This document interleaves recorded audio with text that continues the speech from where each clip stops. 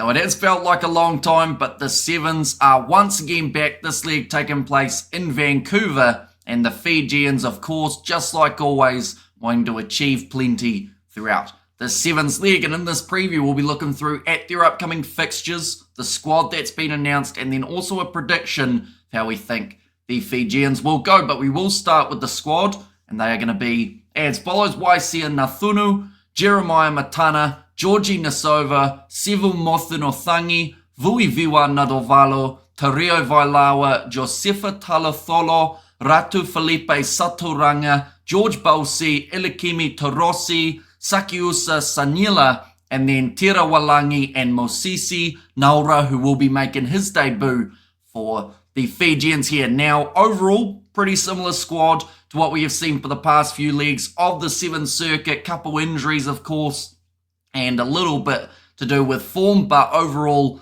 still a more than capable side. And I don't think it's the talent for the Fijians that has been the trouble. Unfortunately, certain games, they've been very ill-disciplined. They've been making simple mistakes, just dropping the ball in situations that normally Fiji would be able to score in. So they definitely need to find their rhythm for this leg of the Sevens here. But in terms of the key players from those men that I mentioned, Tario Vailawa, whether they start him or have him off the bench, once again, I sound like a broken record, but that man can change games. Josefa Talatholo, it is great to have him back. Of course, we did see him for the last league, but just adds that little bit of something extra for the Fijians. Saturanga, a great player. Nathungu, great to see him there. Like, there are honestly so many Fijian players that will be key throughout these matches. But speaking of those matches, their games are going to be as follows. Their opening contest will be up against Uruguay, a side that have been able to beat them recently. They also beat New Zealand,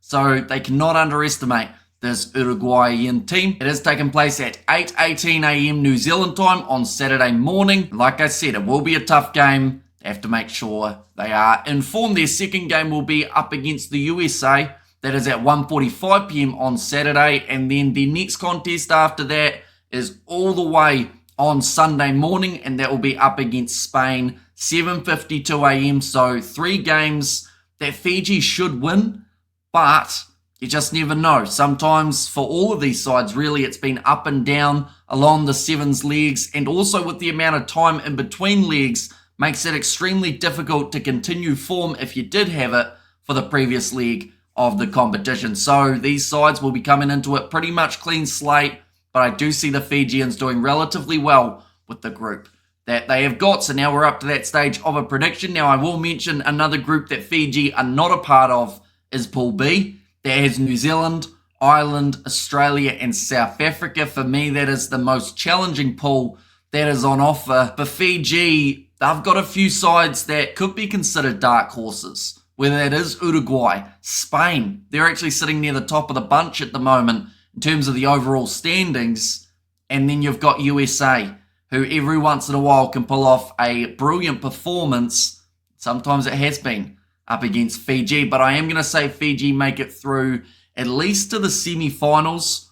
I feel like depending on who they play in the quarters might determine how far they can go, but I would like to think that this league might be wishful thinking, but could be the start of something for the Fijians. But nonetheless, I do thank you all very much for tuning in. We will be doing the commentary on the channel for Fiji's matches, so if you are new, of course, be sure to leave a like and subscribe, and I will see you all for the next one.